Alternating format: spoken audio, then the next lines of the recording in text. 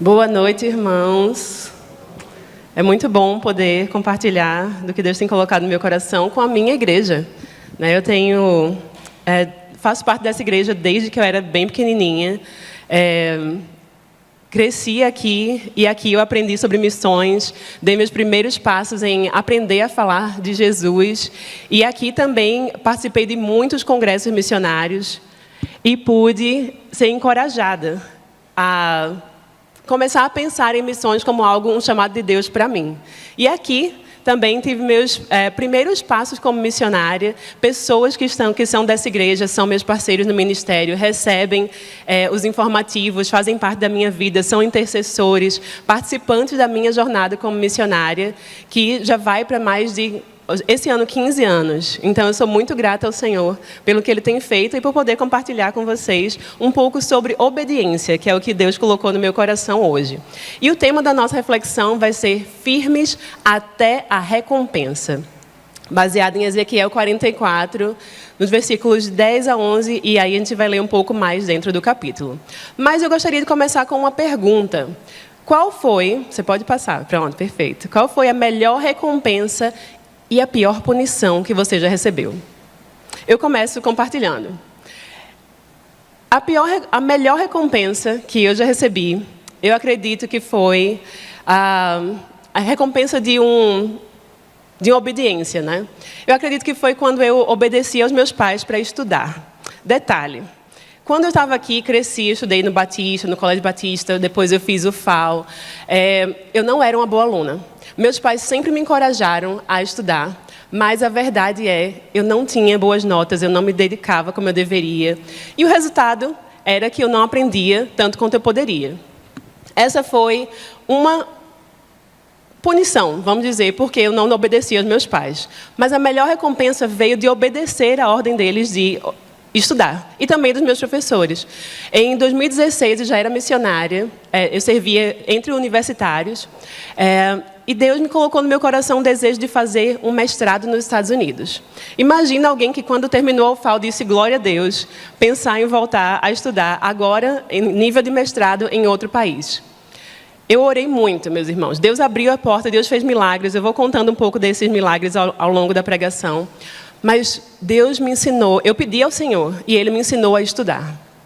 E a maior recompensa que eu tive foi quando eu terminei o mestrado. Deus não me deu apenas um, para a glória dEle, Ele me deu 2 mestrados. Quando eu terminei esses cursos, eu pude receber a nota. E eu terminei a UFAL com a média mais ou menos de 6 pontos alguma coisa. Eu não cheguei nem a 7, para passar era a média 6. Eu terminei os mestrados com média máxima, com nota máxima. E isso é algo que eu sei, que é glória do Senhor. É só Ele que faz. Terminar em outra língua um mestrado com nota máxima é o Senhor que faz. E eu vi que isso era ação de Deus. Essa foi a melhor recompensa. Eu lembro de ter chorado, assim, toda a emoção daqueles 3 anos de estudo, de dedicação, de abrir mão de tantas coisas, valeram a pena. Porque Deus tinha me dado o aprendizado e a capacidade de obter aquelas notas veio dele, e é para a glória dele. Isso é prova também que qualquer pessoa que se coloca nas mãos do Senhor e clama a Ele, Senhor, me ensina, vai receber dele graça e glória. Então, essa foi a melhor recompensa. A pior punição também teve em relação ao mestrado, mas foi antes de eu sair do Brasil. Eu estava me preparando morava em Fortaleza ainda, servi em Fortaleza como missionária por 9 anos. E eu estava me despedindo dos meus amigos em Fortaleza para ir para o mestrado, ir para os Estados Unidos. Eu vinha para Maceió e depois ia para Dallas. E aí eu tinha terminado uma festa de despedida, estava muito cansada. E tolamente eu falei, sem pensar, eu disse, eu não queria ir agora não, sabe? Eu acho que seria melhor se eu pudesse ir mais para frente, daqui a alguns meses, para ter mais tempo de me preparar. Naquela hora eu senti a minha incredulidade, Deus ouviu. E Ele falou no meu coração, eu senti Ele dizendo, você não vai mais agora. Você vai no meu tempo. Quem vai mostrar o tempo sou eu. E, gente, eu orei, eu chorei, eu implorei, eu pedi, Senhor, por favor, não. Mas a resposta dele continuou sendo, não, Ele não abriu a porta. Eu só fui no tempo dele. E eu já tinha pregado na minha igreja de Fortaleza, dizendo que eu vou e vai ser em tal mês, e não foi. Foi no tempo de Deus. E Ele abriu as portas, mais uma vez mostrando que não era a Jéssica. Sempre foi Deus. Essa foi a maior recompensa, foram as maiores recompensas e a maior punição que eu já recebi. Não sei você, mas eu aprendi uma lição. A obediência define o sucesso do servo. Talvez essas minhas histórias tenham mostrado isso para você. E eu queria compartilhar com você um texto que eu vi na Bíblia essa semana, estava lendo, abri a Bíblia e comecei a ler um texto que me chamou muita atenção. E eu nunca tinha percebido esse texto de Ezequiel 44. E ele fala de levitas sendo punidos pela desobediência. E aí, eu queria que você lesse comigo Ezequiel 44, do 13 ao 14. Eu vou ler aqui com você. E não se chegarão a mim para me servirem no sacerdócio, nem para se chegarem a alguma de todas as minhas coisas sagradas. Contudo, eu os constituirei guardas da ordenança da casa, em todo o seu serviço e em tudo o que se nela fizer. E eu fiquei pensando, por que o Senhor está dizendo que os levitas não se chegarão a Deus, se esse era o chamado ministério deles? Se chegarem a Deus, às coisas sagradas do Senhor. O que aconteceu com esses levitas que fez com que Deus dissesse, não mais, acabou. Para vocês, é até aqui. E aí eu continuei lendo o texto e fiquei mais surpresa ainda quando ele fala de um outro grupo de também levitas, que eram sacerdotes, mas esses foram obedientes e tiveram uma recompensa, uma resposta totalmente diferente do Senhor. A gente continua lendo sobre os filhos de Zadok, agora, em Ezequiel 14, do 15 ao 16, e diz: mas os sacerdotes levitas, descendentes de Zadok, que fielmente executaram os deveres do meu santuário, quando os israelitas se desviaram de mim, esses se aproximarão para ministrar diante de mim. Eles estarão diante de mim para oferecer sacrifícios de gordura e de sangue, palavra do soberano Senhor. Só eles entrarão no meu santuário e se aproximarão da minha mesa, para ministrar diante de mim e realizar o meu serviço. Então eu comecei a pensar, houve algo aqui, aconteceu alguma coisa, como de uma mesma tribo, da tribo de Levi, que era a tribo dos sacerdotes, porque uma parte disse, ouviu de Deus, não, vocês não vão chegar perto de mim, vocês podem servir na minha casa, mas não diante de mim. E porque outros receberam esse privilégio especial de receber a honra de estar diante do rei, diante do Senhor. Isso aqui está falando, Ezequiel está falando do templo do milênio, um momento muito especial, uma grande honra. Mas quem eram essas pessoas? E aí eu fui olhar, fui pesquisar e descobri quem era esse que era Zadok. Quem eram esses filhos de Zadok? O pai, que era Zadok, era um sumo sacerdote. E ele foi sumo sacerdote durante o reinado de Davi. E por 2 vezes, ele foi fiel ao rei Davi no momento em que poderia ter custado a sua própria vida. Ele foi fiel a Davi na revolta de Absalão e na revolta de Adonias, 2 filhos de Davi que se revoltaram contra o rei Davi. Esse momento de obediência crucial levou Zadok a não apenas receber uma bênção de reconhecimento e se tornar o sacerdote diante de Davi, mas também sua descendência foi abençoada. O efeito da obediência resultou que no templo do milênio, não apenas ali naquele tempo, mas na vinda de Cristo, o que vai acontecer é que esse é o tipo de gente que Deus quer perto dele, que vai servi-lo diante dele. E eu fiquei pensando, o que aconteceu então com o outro grupo de levitas? Por que eles se afastaram? A recompensa da obediência a gente vê que foi dada a Zadok. Deus escolheu os descendentes de Zadok para servirem diante dele no templo do Messias e eles ouviram de Deus o seguinte: eles terão uma herança, eu serei a sua herança. O Deus eterno é a herança daqueles que o obedecem, que o seguem.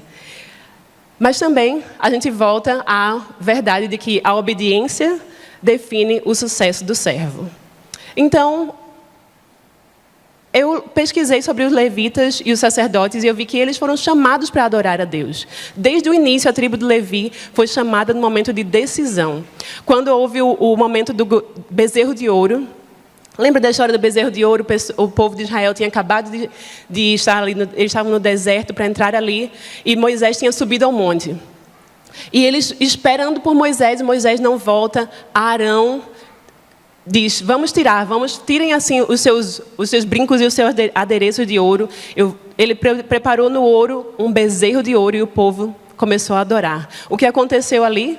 Moisés viu que o povo estava desenfreado. Assim que ele desceu do monte, ele viu que o povo estava desenfreado e que Arão o tinha deixado fora de controle, tendo se tornado motivo de riso para os seus inimigos. Então ficou em pé, à entrada do acampamento, e disse: quem é pelo Senhor, junte-se a mim. Todos os levitas se juntaram a ele. Isso chamou minha atenção.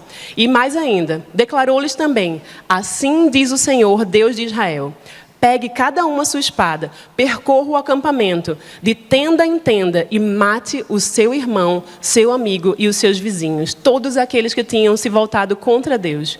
Quem era a tribo que aceitou essa tarefa? Os levitas. Qual foi o resultado? Fizeram os levitas conforme Moisés ordenou, e naquele dia morreram cerca de 3.000 dentre o povo. Não foi uma tarefa fácil. Eles estavam ali executando o juízo do Senhor contra aqueles que se voltaram contra Deus.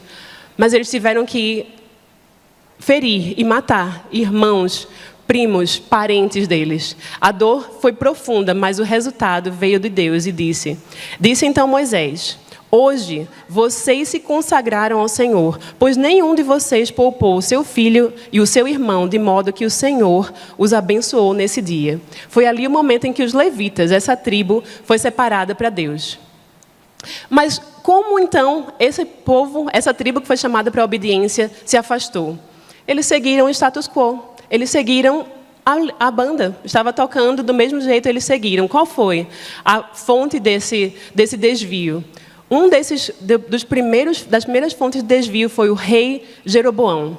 Ele disse: agora que eu sou rei, o reino foi dividido, o reino do sul, o reino do norte. Então, eu não quero mais que o povo de Israel, das 10 tribos, subam para Jerusalém. Eu vou fazer 2 bezerros. E agora, ao invés de servir a Deus no templo, eles podem servir a Deus aqui mesmo. E alguns levitas aceitaram. Outros que não aceitaram, fugiram para Jerusalém para se manterem fiéis a Deus. Mas ele escolheu, ao seu bel prazer, levitas e sacerdotes para que servissem aos seus bezerros de ouro. Mais uma vez, bezerros de ouro, colocados ali para tentar o povo. E o que aconteceu? Os levitas se afastaram do Senhor. E por isso é que eles ouviram, bem mais na frente, que eles não serviriam diante de Deus. E aí eu pensei: quais são os bezerros de ouro que são colocados para nós hoje? Para os adolescentes, para os jovens, para a terceira idade, para os adultos. Quais são os bezerros de ouro que são oferecidos nos dias de hoje? Paulo diz a Timóteo que nós vivemos tempos difíceis. Ele fala, em 2 Timóteo 3, de 1 a 4, ele diz: mas você precisa saber disso. Nos últimos dias, que começaram logo depois da ascensão de Jesus aos céus, ou seja, nós já estamos nos últimos dias. Nos últimos dias sobrevirão tempos difíceis, pois os seres humanos serão egoístas, avarentos, orgulhosos, arrogantes, blasfemadores, desobedientes aos pais, ingratos, ímpios, sem afeição moral, implacáveis, caluniadores, sem domínio de si, cruéis, inimigos do bem. Se parasse por aí já estava muito difícil, já estava muito ruim. Mas não, Paulo diz que no fim dos tempos ainda vai continuar. Ainda as pessoas serão traidores, convencidos, mais amigos dos prazeres do que amigos de Deus, tendo a forma de piedade, mas negando o poder dela. Fique longe também destes. Então, analisando como nós vivemos hoje, nós temos tempos difíceis, nós temos pessoas ao nosso redor e talvez nós, muitas vezes, nos comportamos dessa forma. Analisando esses tempos que Paulo falou, nós vemos que são tempos de hoje. E nós vemos que no Instagram, se você abrir, você vai ver o quê? Vai ver pessoas dizendo coisas assim: ah, viva a sua vida. Ou o importante é acreditar. E também eles dizem: siga o seu coração. E se é amor, é certo. Mas, na verdade, o que essas pessoas estão dizendo, se você traduzir por uma lente bíblica, é: seja o seu próprio Deus. Escolha a sua verdade. Adore os seus próprios desejos. E não aceite limites. É assim que nós vivemos. É assim que o mundo coloca. É assim que as pessoas têm vivido e que nós, como cristãos, também somos influenciados a viver. Porque quando nós nos colocamos diante de um celular, diante de uma televisão, da mídia, o que é colocado? Esse estilo de vida, essa mensagem, de uma forma tão bonita que a gente pensa que isso é liberdade. Isso é viver. E nós somos tentados a começar a pensar dessa mesma forma. E quanto mais nós recebemos, mais nós acreditamos. Porque o que você se expõe, fala ao seu coração. Vai encher a sua mente e vai passar pela sua boca e pelas suas ações. Então, é muito importante ter o cuidado de saber que a obediência ainda define o sucesso do servo. E quando a gente olha para Jesus, Ele nos convida a nos mantermos fiéis. É um desafio. E cada vez mais, Ele nos convida à fidelidade. E eu olhei para essa parábola de Lucas, essa história que Jesus conta sobre servos. Servos que estavam prontos e receberam uma recompensa. Servos que não estavam prontos e receberam uma punição. Então, o que Jesus fala aqui nesse texto? Ele diz, os servos que estiverem prontos, aguardando o seu retorno, falando do mestre que vai voltar, serão recompensados. Eu lhes digo a verdade, ele mesmo se vestirá como servo. Indicará onde vocês se sentarão e os servirá enquanto estão à mesa. E não apenas isso. Quer ele venha no meio da noite, quer de madrugada, ele recompensará os servos que estiverem prontos. Essa é a promessa, essa é a nossa firmeza, nossa certeza. Haverá uma grande e rica recompensa para os servos que estiverem prontos. Mas ele também fala, Jesus também vai falar, de servos que escolheram ir com a banda, seguir o status quo, como o povo, como os levitas em Israel. Como são esses? Esses são aqueles que receberam a consequência da sua desobediência. E Jesus disse, o que acontecerá, porém, se o servo pensar, meu senhor não voltará tão cedo, e começar a espancar os outros servos, a comer e a beber e a se embriagar? O senhor desse servo voltará em dia em que não se espera, e em hora em que não conhece. Cortará o seu servo ao meio e lhe dará o mesmo destino dos incrédulos. O servo que conhece a vontade do seu senhor e não se prepara, nem segue as instruções dele, será duramente castigado. É uma palavra dura que nós recebemos. Mas é muito importante porque tudo ao nosso redor quer nos fazer esquecer. Quer nos fazer esquecer de que o Senhor está voltando. De que a volta de Cristo é iminente e nós não sabemos o tempo. E também quer nos fazer esquecer da recompensa. Pensando que a vida é aqui. E é isso que nós temos. Então agarre-se a isso. Não seja retrógrado, abra sua mente. Talvez você já tenha ouvido isso. Eu já ouvi. E como nós vamos como vamos responder a esse momento em que nós somos convidados a esquecer da recompensa, ou esquecer que existe uma punição para aquele servo que conhece a vontade do seu Senhor e não a faz? É importante que nesse momento de decisão, a gente compare nossa vida com os frutos do Espírito e com as obras da carne. Como é que eu vou saber se eu estou sendo fiel, então? Eu posso olhar para a minha vida e pensar, eu estou produzindo amor, eu estou refletindo amabilidade, paz, paciência, bondade, mansidão, domínio próprio? Ou eu estou refletindo e produzindo gritarias, ira, contenda, discórdia? O que eu estou produzindo? O que a minha vida revela? E se eu estou produzindo um fruto que eu quero, eu digo, não é isso que eu quero apresentar para o meu Senhor. Eu posso contar com a firmeza dele, com o poder de Jesus, para me firmar no propósito. Por isso, o convite de Jesus é que nós nos firmemos no propósito dele. Não pela nossa própria força, mas pela força dele, nos apegando a ele. E que propósito é esse, Jéssica? Como é que ele vai analisar a minha vida? Jesus deixou um propósito claro para todos nós. Quando ele disse, toda autoridade me foi dada no céu e na terra. Portanto, vão e façam discípulos de todas as nações. E é interessante que ele diz, vão. E você pode pensar, Jéssica, eu vou para onde? Eu vou para uma viagem missionária? Eu vou fazer discípulos e falar de Jesus aonde? Quando você for no supermercado, quando você for na academia, quando você for para o trabalho, vão, é indo. Quando você estiver no consultório médico, fale de Jesus. Compartilhe o evangelho. Mas, Jéssica, eu não sei falar, eu não sou missionário. Não é coisa para missionário apenas. É para todo cristão. E como é que você pode fazer isso? Bom, você pode dizer duas coisas muito simples, que eu gosto muito de dizer. Eu gosto de dizer: licença, eu só queria dizer que você é muito amado por Deus. E Ele tem planos maravilhosos para a sua vida. E eu tive uma experiência muito bonita esse final de semana. Eu fui tomar sorvete com a minha irmã, a Érica. E ela, depois que a gente foi atendida, ela falou isso para o atendente. E ele disse: muito obrigada, eu lembro de você. A última vez que você veio aqui, você me falou isso. E eu disse: e continua sendo verdade.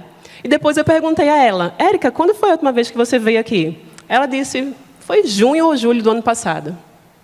Mais de 6 meses atrás, e ele ainda lembrava. Porque é a palavra da verdade. E Deus guardou no coração. Então, tudo que nós falamos que é de Deus, Ele vai usar para o poder dEle, para trazer transformação e salvação. Então, você pode dizer: olha, eu só queria dizer que Deus te ama. E Ele tem planos maravilhosos para a sua vida. E isso vai tocar nos corações. Porque é baseado na palavra de Deus. Jesus disse: Deus amou o mundo tanto que deu seu único filho.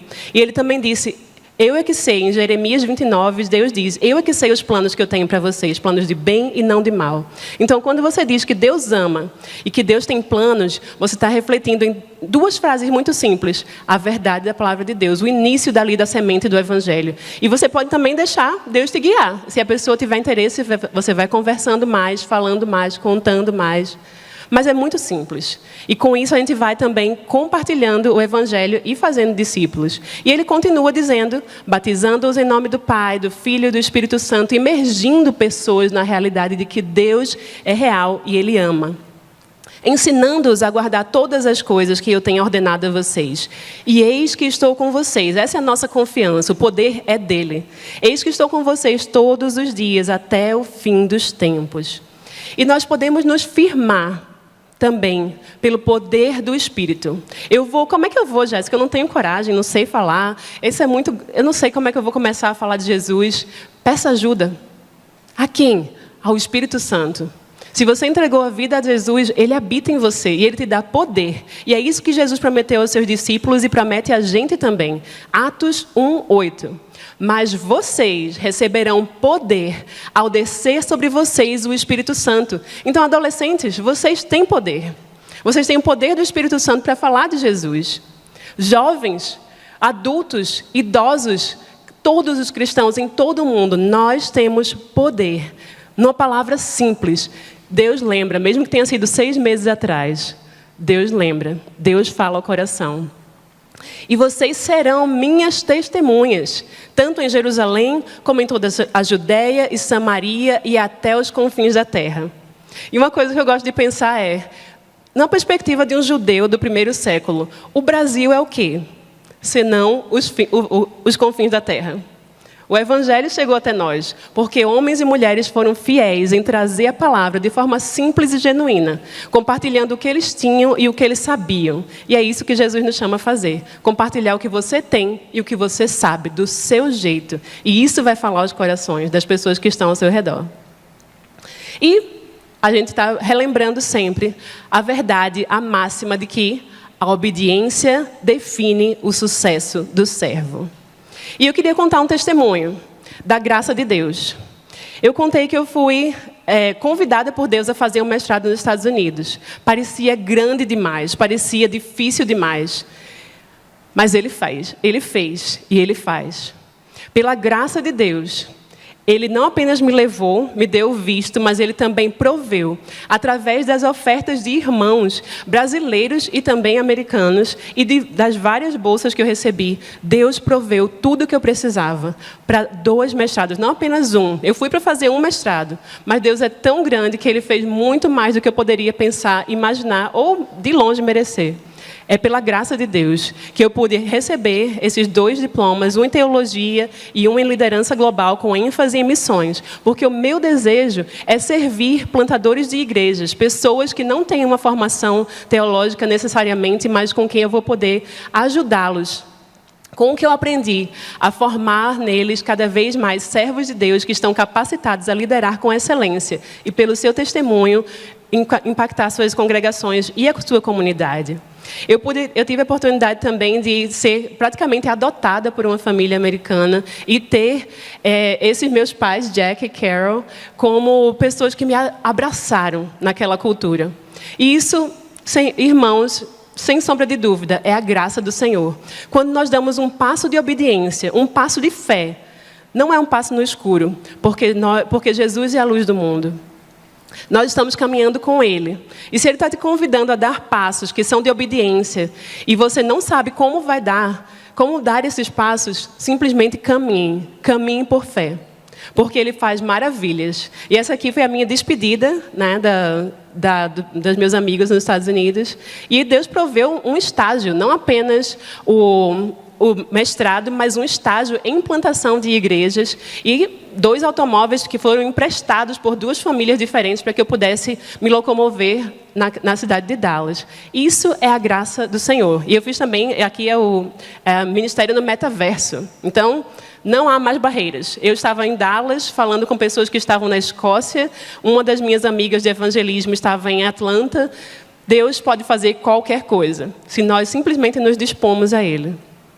Simplesmente damos passos pequenos de obediência, passo a passo, seguindo ao Senhor. E eu pude ter essa alegria de comemorar essa grande vitória. E eu conto isso para encorajar os irmãos. Que os passos que Deus está te chamando a dar, seja ele qual for, vale a pena ser dado. E dado com fé. Mesmo que você fraqueje, porque muitas vezes eu tive medo de que eu não ia ter os recursos, de que eu não ia tirar boas notas, de que eu não ia aprender, fazer apresentações de trabalho em inglês. Eu tremi nas bases muitas vezes. Muitas vezes. Tive momentos de desespero, tive momentos de muita fé. Passei por todos os altos e baixos. Deus é fiel. Nós somos fracos, nós fraquejamos. Deus continua sendo fiel. E Ele é digno da nossa obediência. E a recompensa vale a pena. Finalizando, eu quero levar a gente a trazer de volta à mente o que está oferecido a todo aquele que se mantém fiel. Jesus disse, em Lucas 12:43, se o Senhor voltar e constatar que o seu servo fez um bom trabalho, eu lhes digo a verdade, Ele colocará todos os seus bens sob os cuidados desse servo. E como é que a gente pode ser obediente na prática? Lembrando, dizendo, eu quero ser obediente, eu quero a recompensa, eu quero estar fiel até o fim e ouvir do meu Senhor, servo bom e fiel. Como é que a gente pode ser obediente na prática então, Jéssica? Em primeiro lugar, peça a ajuda do Espírito Santo. Ele está com você todo o tempo para te ajudar, te capacitar, te aconselhar e falar através de você. Te dar as palavras, te dar a sabedoria para viver o fruto do Espírito em toda a sua vida. E quando a gente cair, Jéssica, eu não sou perfeito, nem sou eu. O que eu faço então? Se nós confessarmos os nossos pecados, Ele é fiel e justo para nos perdoar todos os pecados e nos purificar de toda a injustiça. Você levanta, Ele te dá a mão, você levanta e continua a caminhada. Segundo ponto, leitura bíblica e oração diárias. Elas geram sabedoria e fortalecem seu foco na obediência. Eu perguntei para um missionário que já tinha mais de 50 anos de vida missionária, eu perguntei qual é a coisa mais importante, o fator mais importante que te fez prosseguir no seu chamado por tanto tempo. E ele disse, leitura bíblica diária. Meu tempo devocional diário com Deus. Foi que me fez permanecer firme no Senhor por tanto tempo. Então, esse é o segundo ponto. E o terceiro ponto, para uma obediência prática, fale de Jesus e use os seus dons para Deus. Você pode começar dizendo, como a gente já viu aqui antes, dizendo, Deus te ama e Ele tem planos para a sua vida. Ou do seu jeito, escolha o seu jeito, pergunte ao Senhor, Senhor, como é que eu posso falar de Ti?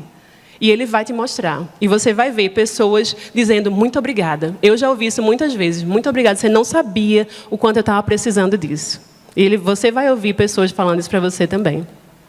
E você pode também usar os seus dons para servir outros, na igreja, na família, na sua comunidade. Seja o que for a sua habilidade, use e multiplique para o Senhor. Porque a obediência é o que define o sucesso do servo. Vamos orar? Senhor Deus, obrigada. Porque você nos chama à obediência, você nos chama a uma vida que reflete os frutos do Espírito. E você nos chama a fazer discípulos. Mas você não nos envia sozinhos. Você nos dá o teu poder e a tua presença. E é no teu poder e pela tua capacidade que nós vamos, Senhor. Eis-nos aqui. Nós queremos ser achados fiéis no teu retorno. Não sabemos quando será, mas sabemos que o tempo está chegando, Senhor. Nós vemos os sinais ao nosso redor. E nós queremos estar diante de Ti para ouvir, servo bom e fiel. Fosse fiel no pouco, sobre o muito te colocarei. Senhor, nossa maior alegria vai ser te servir, estar diante de Ti, desfrutar da Tua presença. E nós te agradecemos porque nós podemos fazer isso desde já, caminhando contigo. Em nome de Jesus nós te louvamos. Amém.